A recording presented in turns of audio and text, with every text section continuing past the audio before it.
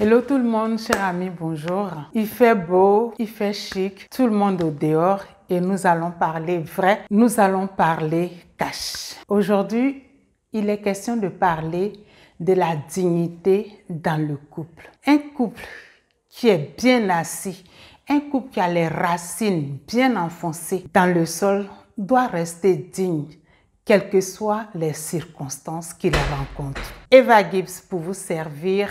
Bonjour tous. Les go du quartier vont tourner, rôder, monter, mon cœur pensé, parce qu'on est collé serré. Baby, collé, pour la vie, sérieux. Nous avons tous des amis et tout le monde forme des couples. Mais l'entente dans un couple, la bonne marche, le bon déroulement dans un couple n'est pas toujours bien vu par les uns et les autres. Il y a des petites jalousies qui, de part ou d'autre, viennent s'infiltrer là-dedans. Mais quand on dit qu'on est un couple soudé, c'est là qu'intervient la dignité. La dignité, c'est le respect de quelqu'un qui le mérite, c'est-à-dire quelqu'un qui mérite d'être respecté. Là. Quand on le lui rend, là, ça fait partie aussi de la dignité.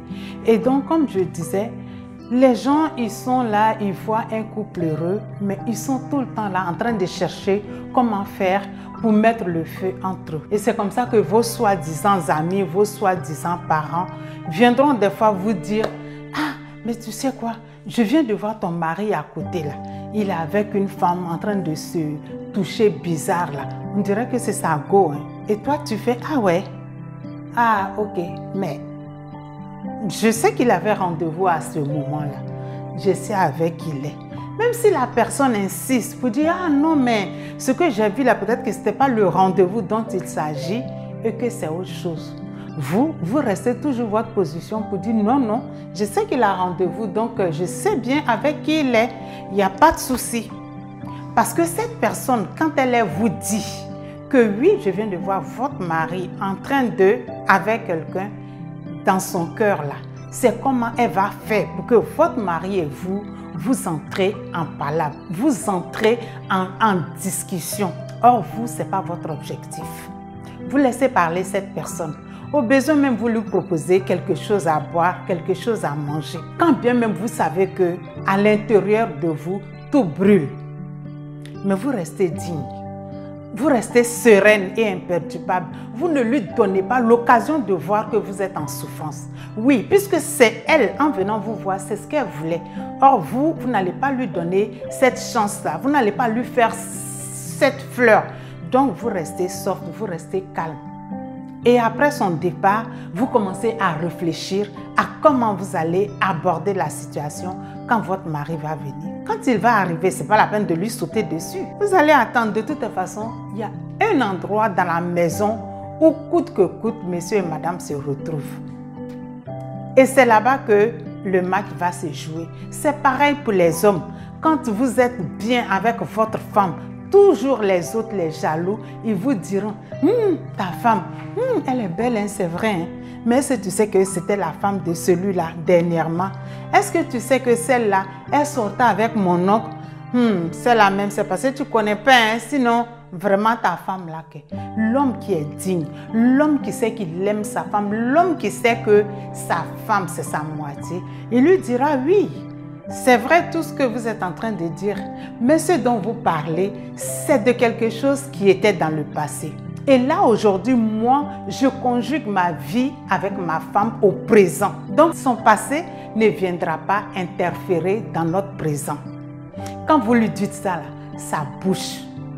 Il se dit, mince alors, qu'est-ce qui m'a appris de venir raconter mes âneries? Parce que oui, c'est des âneries. Que ce soit l'homme, que ce soit la femme, que ce soit vous-même qui jouez les papatos là. Tout le monde a un passé. Ce passé-là ne doit aucunement interférer dans la vie actuelle d'un couple. Sauf si c'est pour aller puiser quelque chose d'essentiel dans ce passé-là. Alors là, oui. Donc que la femme ait traîné, que l'homme ait eu 50 femmes auparavant, ça ne compte pas dans la vie actuelle du couple. Et comme je disais que dans la maison, il y a un seul endroit où on finit par se retrouver. Quand vous êtes à cet endroit-là, la personne qui a eu mal au cœur dira à son conjoint, « Attends, aujourd'hui, tu étais à tel endroit. J'ai entendu, ils sont venus m'en parler. Mais je n'ai pas voulu abonder dans le sens de la personne qui est venue me voir. Je l'ai dirigée sur autre chose.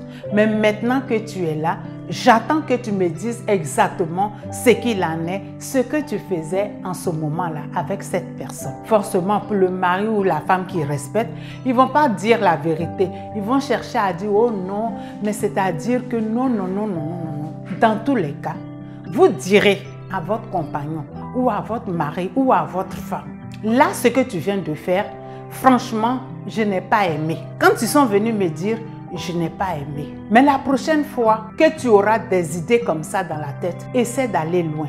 Essaie d'être discret. Essaie de penser à moi quand tes idées-là te passent par la tête. Et vous savez, quand on vous prend comme ça, la main dans le sac, le fautif n'a plus rien à dire. Et la prochaine fois, si jamais prochaine fois si c'est quelqu'un qui réfléchit, il ira loin. Il ira dans un endroit qu'on n'ose même pas imaginer. Dans un endroit où certainement on ne connaît pas sa femme ou on ne connaît pas son conjoint. En ce moment-là, quel que soit ce qui lui passe par la tête, il pourra le faire s'il n'a pas honte. Mais toujours est-il que il aura sauvé la dignité de son épouse. Elle aura sauvé la dignité de son époux. Parce que quoi qu'on dise, quand quelque chose ne va pas dans le couple, ça doit rester dans le couple. Et le mari ou la femme doit toujours être en mesure de porter sa chose, qui est son épouse ou son époux, toujours très haut. Très haut, devant les gens d'à côté, devant ceux qui cherchent à mettre la pagaille dans le couple. Et c'est quand ils ne sont pas là, c'est en leur absence, c'est quand ils sont dans l'intimité de leur chambre que le linge sale se lave. Oui, on dit le linge sale se lave en famille, mais dans le couple, le linge sale se lave dans la chambre, sur le lit, bien allongé. Si la vidéo vous a plu, merci de la liker, de la partager, de la diffuser à grande échelle et n'oubliez pas de me laisser des commentaires comme d'habitude. Cela me fait chaud au cœur et ça permet aussi aux autres d'avoir sur quoi parler, sur quoi développer. C'était Eva Gibbs et n'oublions pas, aimons-nous toujours, vivons. Baby, collé, collé.